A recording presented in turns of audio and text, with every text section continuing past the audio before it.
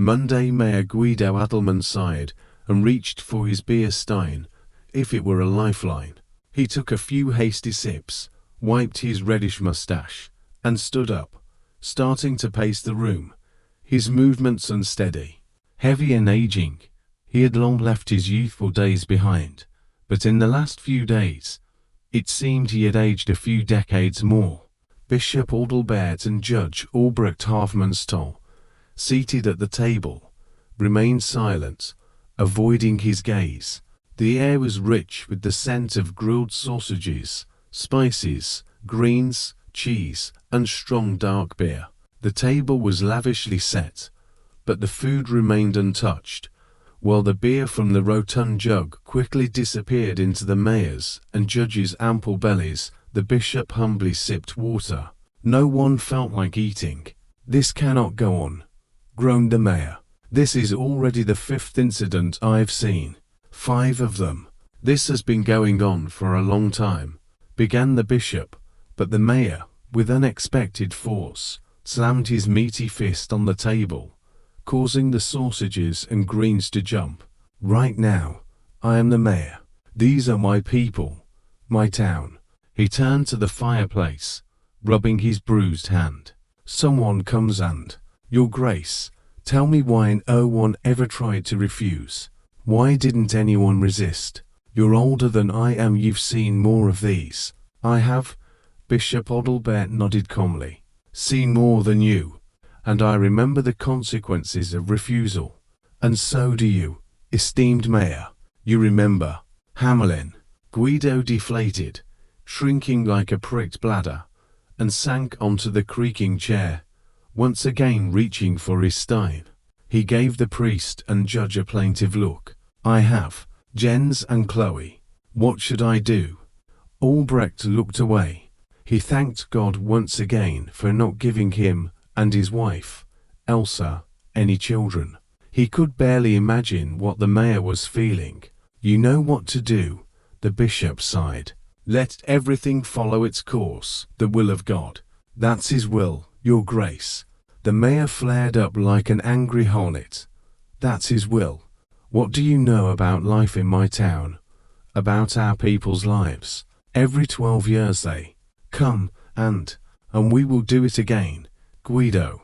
Albrecht meticulously examined each grilled sausage, every piece of cheese, and bunch of greens on the table. He looked anywhere but at the frightened and enraged mayor. Anything to avoid revealing his relief. "We have no choice," he said carefully, emphasizing we so as not to draw attention to his own privileged position. The room fell silent again. The bishop and the judge averted their gazes, while the mayor greedily drained his stein of dark beer, leaving untouched the enticingly aromatic sausages. No one had an appetite. 4 days, the streets of Dinkelsfeld had been engulfed in a wild chaos that Klaus wholeheartedly embraced. The city was swept into the colorful disarray of the traditional spring carnival.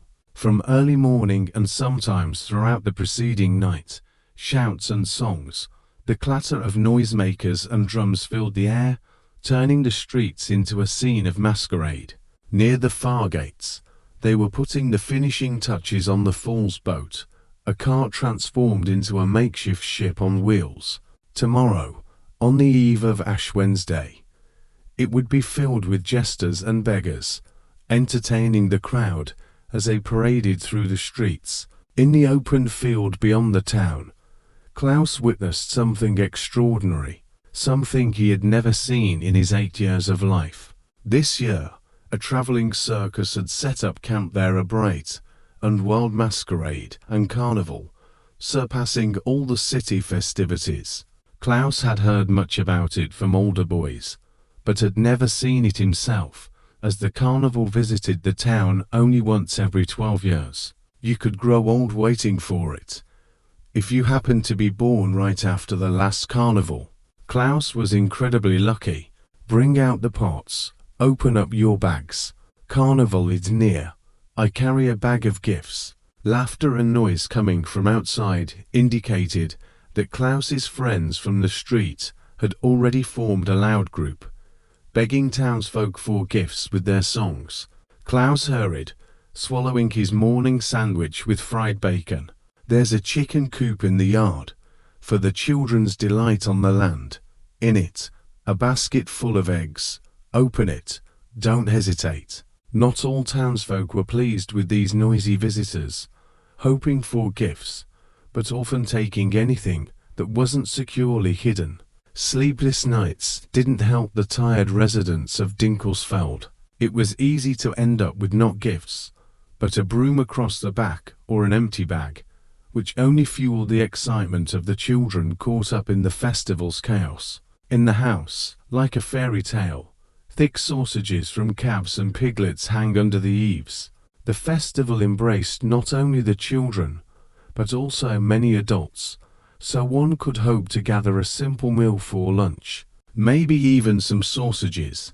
"Mom, I'm going to," Klaus shouted from the door, hurriedly fastening his coat, and at the same time slipping into his worn shoes with brass buckles.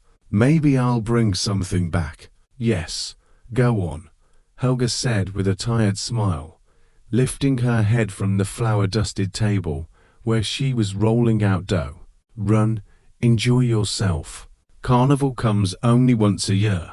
The door slammed shut behind the boy, his shoes clattering on the cobblestones, and his clear voice joined the general cacophony and shrieks. "On the tables lie mountains of dried fish.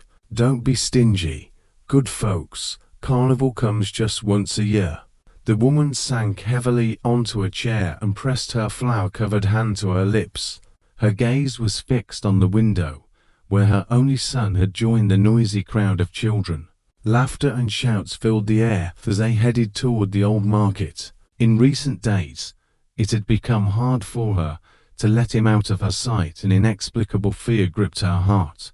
2 years had passed since her Dietmar was killed, trampled by panicked horses. Since then, only little Klaus had kept her going. The cheerful commotion outside should have lifted her spirits, but instead she felt even worse. She struggled to let the boy go out and play with friends. The streets were filled with laughter. The festivities reached their peak as tomorrow was Mardi Gras. Ash Wednesday morning would begin with a penitential service that would gather the entire town, followed by the long days of Lent. Now was the time to indulge in meat, sausages, and sweets one last time. After Dietmar's death, she rarely had the means to treat Klaus. Money barely covered their basic needs, but for the occasion, she managed to buy eggs, flour, sugar, and butter to bake his favorite krebels. And tomorrow they would definitely visit the traveling circus. Such an opportunity was rare. Helga stood up, wiped away the tears that suddenly appeared in her eyes, and began rolling out the dough. Klaus spent the whole day running around town with a group of peers, immersing himself in the noise and bright colors of the carnival.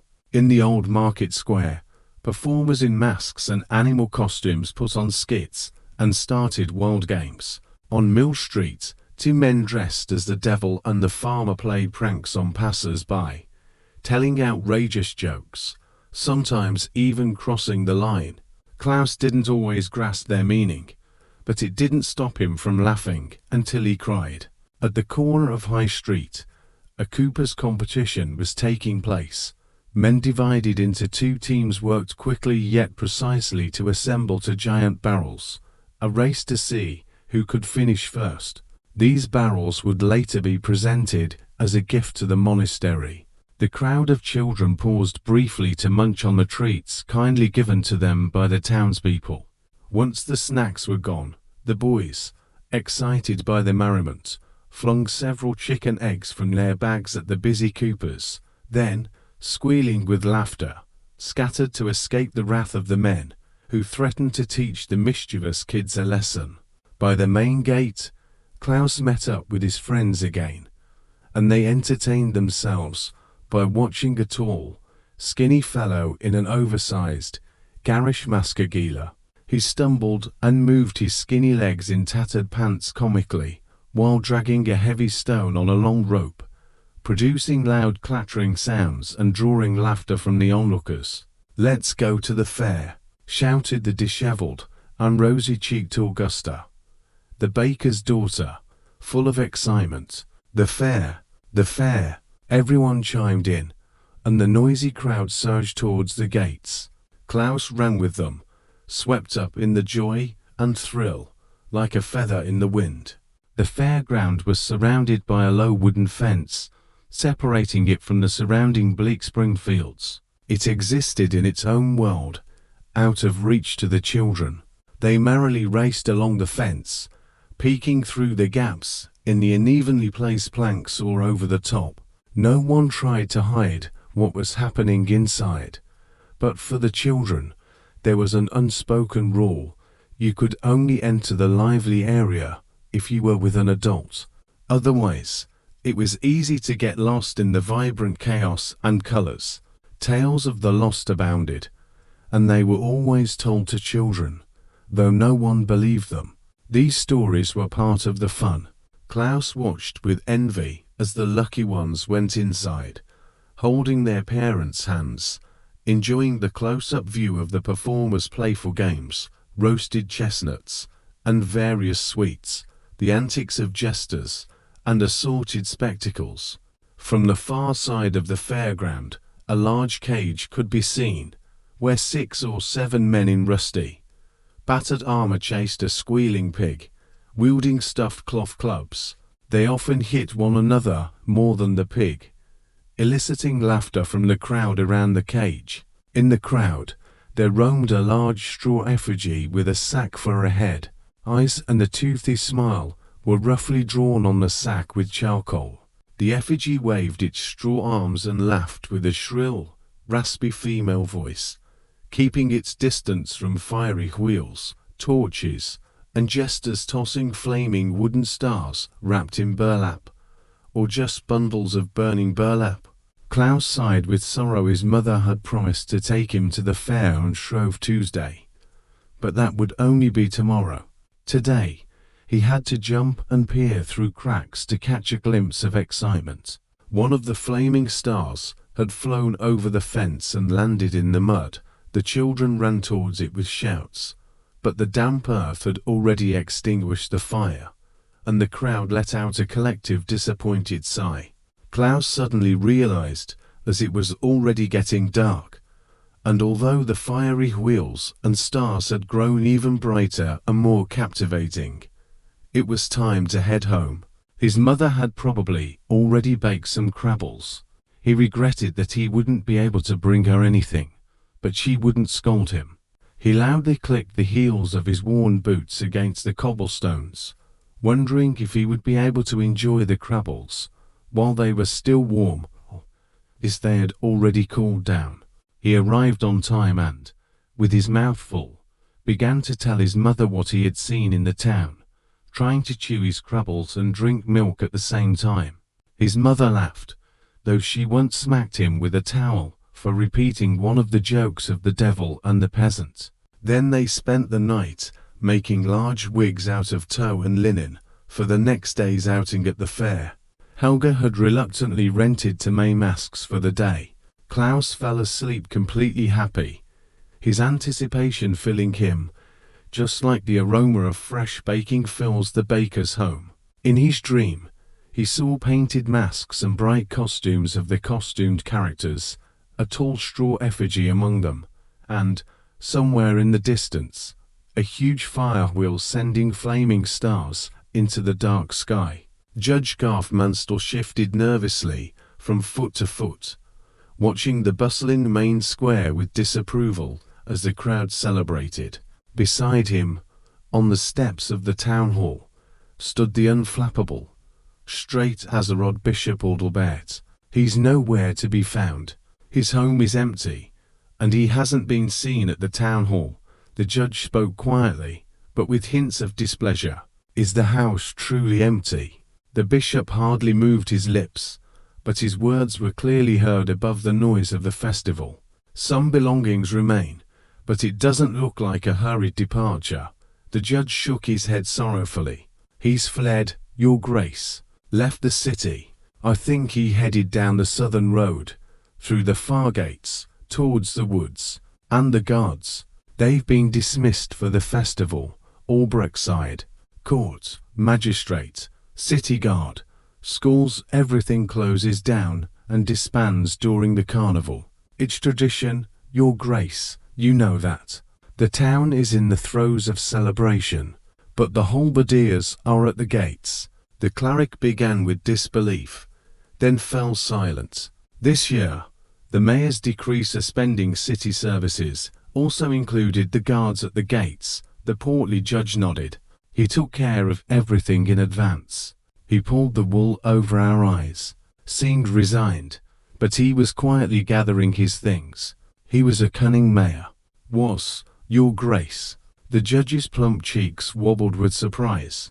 Leaving the town during the carnival, even one as chaotic as this year, isn't much of a crime. He'll be back and he won't be back. The elder shook his head impassively. Send people down the southern road. I don't think they've gone far. But what could have? You can fool the town. Bishop Adalbert watched the colourful, costumed crowd on the main square thoughtfully, but not them. Klaus, exhausted from the day's events, slept like the dead, despite the noise from the street, which continued until late at night. Fat Tuesday woke him up at dawn with songs and the clatter of rattles, reminding him that Lent begins tomorrow. But there was still a whole day of joy and festivities ahead. And the carnival. Today he and his mother would go see the carnival. The boy quickly had breakfast and danced with anticipation by the door, putting on a linen wig. Helga, too, dressed in her finest gown, readied the flaxen mask, trying to appear cheerful.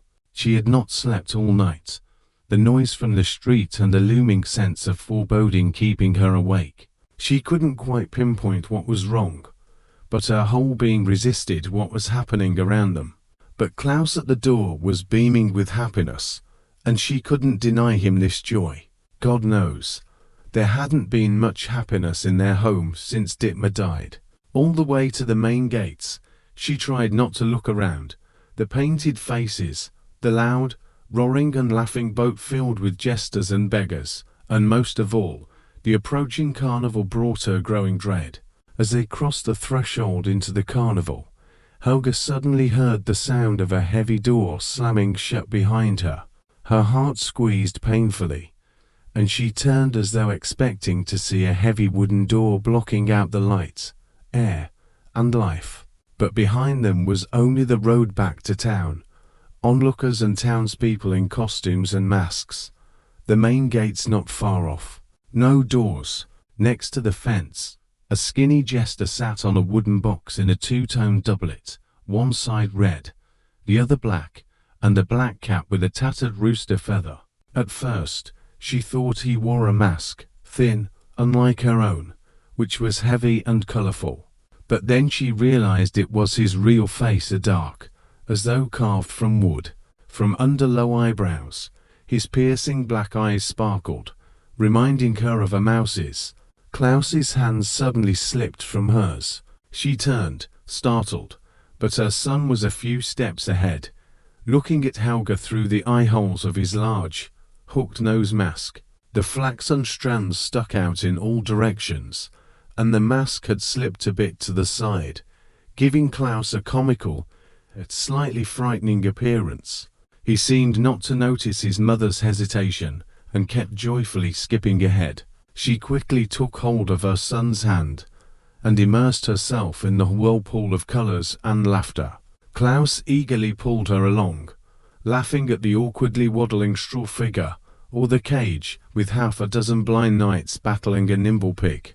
Their pack-filled clubs clumsily struck the rusty armor and helmets. The pig darted around their legs, squealing loudly, while the crowd roared with laughter.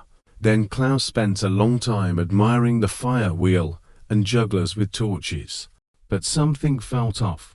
Her heart thudded loudly in her ears. It was unbearably hot under the mask, and the eye holes hindered her from seeing around. She held on, telling herself she would last longer than her son. He too would soon tire of the chaos, and they would go home together. For now, she let Klaus lead her, acting as her guide, as she had no interest in watching the surroundings. She closed her eyes briefly, letting her son guide her forward, when a rough shove pulled Klaus's hand away from hers again. Her mask slipped sideways, blocking her view. She angrily yanked it off, and turned to reprimand the clumsy person, but all she saw was a black and red doublet vanishing into the crowd. "Time to go home, Klaus," she said, ripping off her wig and grabbing her son firmly by the hand. "If you only knew how tired I am of this noise. Let's go home. I'll bake you some fresh crubbles. We've seen enough here." The boy followed Helga obediently, as she had followed him earlier, but near the line separating the carnival from the road, his hand slipped from hers again. She turned sharply to scold the disobedient boy, but the words stuck in her throat. They were face to face. Helga was outside the carnival, her son a step away from the invisible line. The longer she stared at the short figure in the mask, the more her soul filled with fear.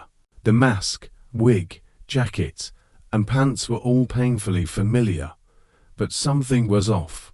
A slightly different curve to the grotesque, ugly nose, shorter sleeves, more disheveled linen hair in the wig, and the disgusting red, pointed-toe shoes instead of his worn-out, buckled boots. "Who are you?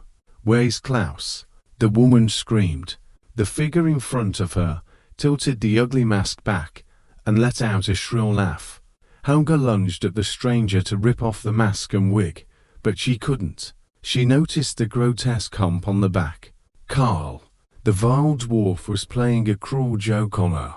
She pushed him away and rushed to find her son in the crowd, forgetting about the dwarf, and didn't see the mask stretch into a malicious smile. "Klaus! Klaus!" Helga cried, pushing through the crowd. The noise seemed to engulf her, but she could barely hear anything over the pounding of her own blood in her ears. Klaus must be somewhere close, scared and lost. She kept calling out, and he should have answered. He was always an obedient boy. Klaus! Her head was spinning from the kaleidoscope of colorful masks and costumes.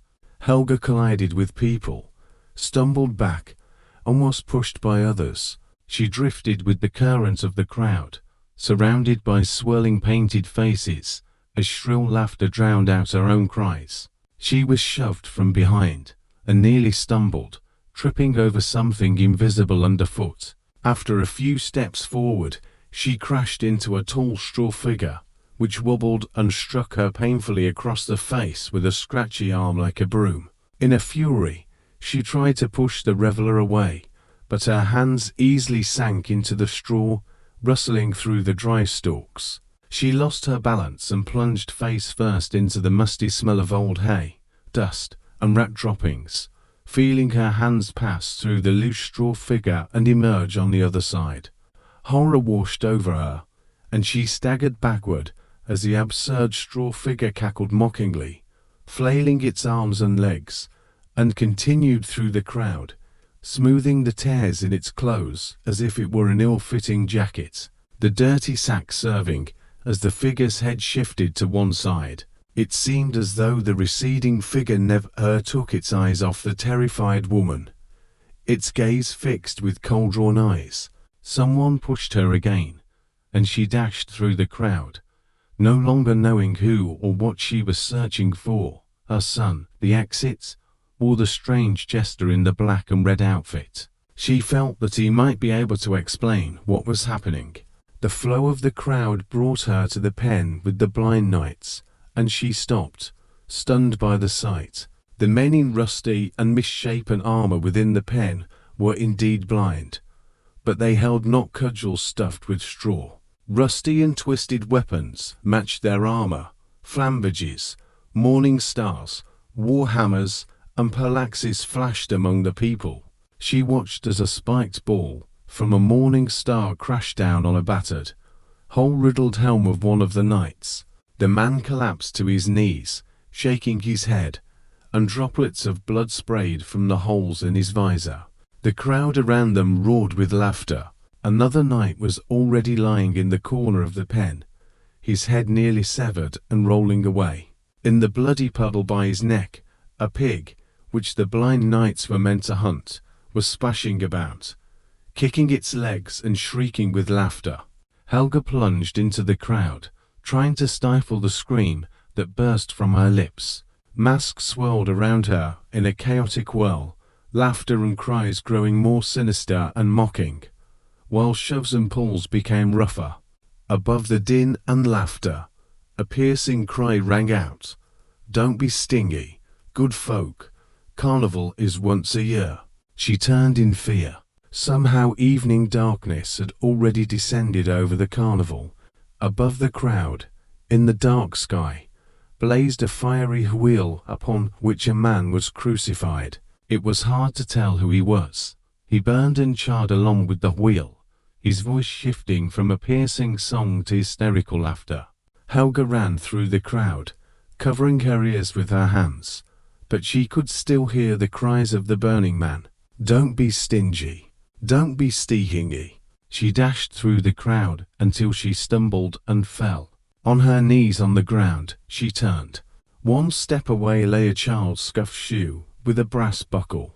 The woman crawled towards it, picked it up, hugged it to her chest, and sobbed amidst the laughter of the crowd and the cries of the burning man on the wheel. When her tears dried, she realized she was standing in front of the entrance to the carnival, surrounded by passers-by, townsfolk and peasants who gave her a wide berth.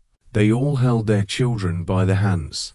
Every child, Helga began to understand, every child in the town had been to the carnival.